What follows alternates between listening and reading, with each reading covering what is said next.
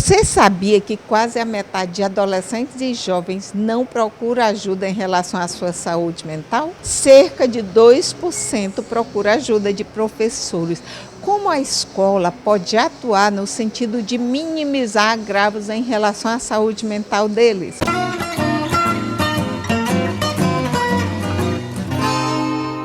Após 10 anos de ser sancionada, a lei de cotas, que garante metade das vagas em universidades federais e institutos federais para ex-alunos da rede pública, negros, indígenas, quilombolas e família com a renda per capita de até um salário mínimo, precisará passar por uma revisão.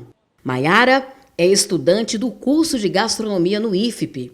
Para a jovem, sem a lei, não teria conseguido ingressar no curso superior. Por mais que a nota tenha sido boa, por mais que tenha tido uma preparação, sem as cotas seria bem complicado. Porque eu, como mulher negra, como uma pessoa negra, estudante de uma escola pública, vivia num cenário bem complicado perante a pandemia, perante a estudantes brancos de escolas particulares. Seria bem difícil mesmo. Na minha instituição eu vejo poucos alunos negros, são sempre pessoas brancas. Por mais que sejam de escolas públicas, são sempre prioritárias pessoas brancas, porque as pessoas negras costumam não tentar, por medo de não conseguir passar. Sou super a favor da ampliação das cotas, que os estudantes possam conseguir usar, que eles saibam para que serve, que vai ajudar eles no futuro. A lei foi aprovada e sancionada pelo Congresso no ano de 2012. E o objetivo dessa revisão é saber sobre a eficácia da mesma e se terá ou não ampliação. Mas a revisão está prevista mesmo para acontecer após as eleições. Existem críticas que na lei seja mantida apenas o critério renda de um salário mínimo e que a população negra, quilombola, parda, indígena e até deficiente fique fora da lei de cotas. É necessário observar que após a vigência da lei de cotas, houve um acesso de mais de 200% dessa população. Existe um projeto que tramita na Câmara dos Deputados que não seja mais necessária a revisão dessa lei de cotas e que ela permaneça da forma que está. O Censo de Educação Superior do Exame Nacional do Ensino Médio mostrou que o grupo mais beneficiado foi o de preto, pardos indígenas, que saltou de 10,7 pontos percentuais entre 2014 e 2016 para 38,4. É muito relevante que essas pessoas da periferia, que as pessoas de baixa renda, elas tenham o direito também de frequentar a universidade e é preciso dizer também, não só o acesso à educação superior, ela também deve ser acompanhada de políticas públicas que contribuam com a permanência desse estudante na educação superior. E nós acompanhamos que ainda falta muito para que esse estudante permaneça, devido a diversas condições, diversos fatores que interferem de maneira ainda muito significativa, negativamente, né, como, por exemplo, o acesso a transporte, alguns estudantes que moram, que precisam se deslocar, né, até para chegar à universidade, que precisam mudar de cidade, que precisam migrar. A educação ela não pode ser um espaço para reforçar essas desigualdades. Pelo contrário, ela tem que ser um espaço que oportuniza, né, que permite ao jovem, ao estudante, gerar perspectivas.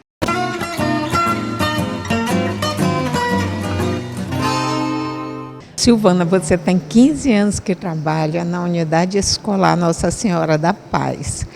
Fala pra gente como está a saúde mental dos jovens, como você percebe o comportamento dos jovens nesse período de pandemia, levando em conta que teve o isolamento, aulas virtuais, aulas presenciais, depois uma nova parada e agora o retorno presencial. Bem, nós temos percebido que a pandemia afetou bastante os nossos estudantes, certo? Principalmente agora, com o nosso retorno presencial, a gente percebe no nosso dia a dia, no nosso convívio com eles, alguns jovens muito depressivos, outros com síndrome do pânico, certo? Eles chegam na porta da escola e eles não conseguem entrar, certo? Eles não conseguem mais ter aquela convivência social com os colegas, certo? Eles voltam para casa. Tem sido muito difícil trazer esse jovem depois de tanto tempo de isolamento, de volta para dentro da sala de aula.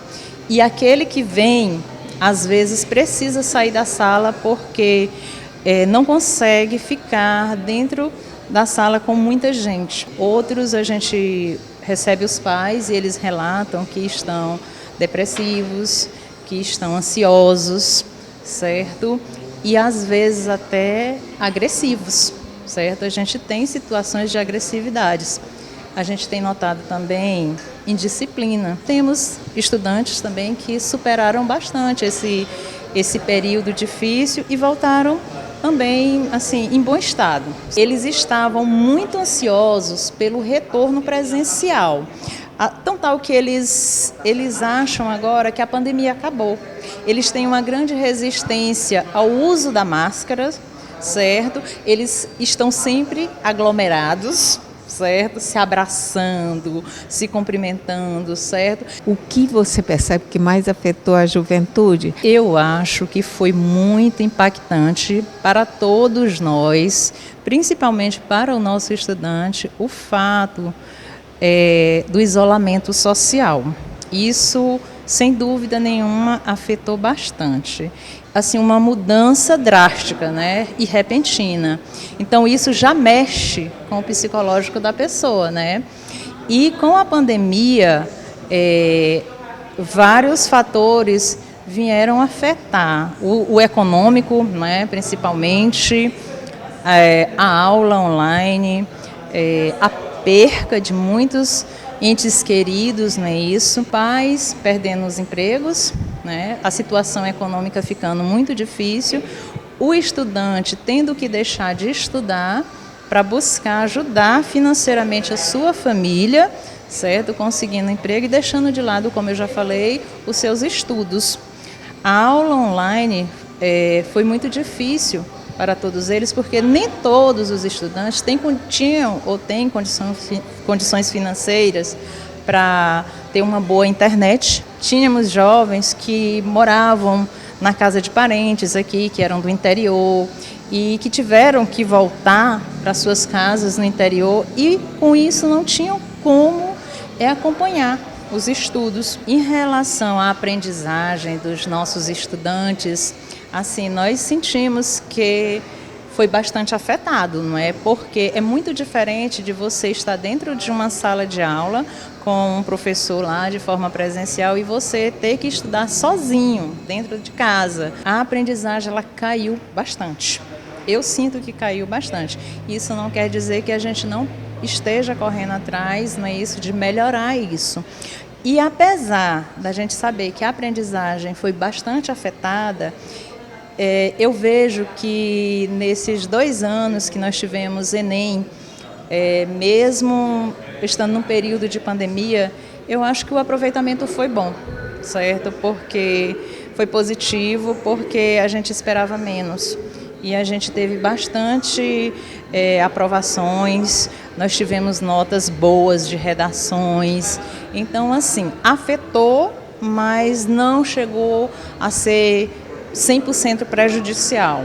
E a nossa expectativa é que esse ano de 2022, já com as aulas presenciais, e apesar da gente estar saindo aí de um período de greve, né, mas a gente está sentindo o esforço dos nossos estudantes, principalmente aqueles que vão prestar o Enem, em estudar, se dedicar, se interessar.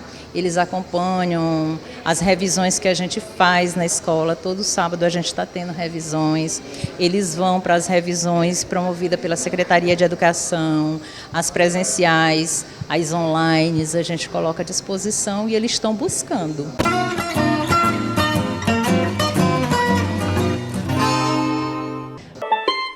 A infância e a adolescência são fases de grandes mudanças corporais e também psíquicas. São momentos de experimentação, formação e ajustes da nossa personalidade. Por isso, nesses períodos podem aparecer alterações bruscas de comportamento ou dificuldades de lidar com sentimentos. Mas como aprender a diferenciar entre o sentimento normal e aquele que precisa da ajuda de um especialista? Quais são os transtornos mentais e quais sintomas que atingem crianças e adolescentes? Como que os pais podem ajudar os seus filhos e como eles devem ou não devem se comportar?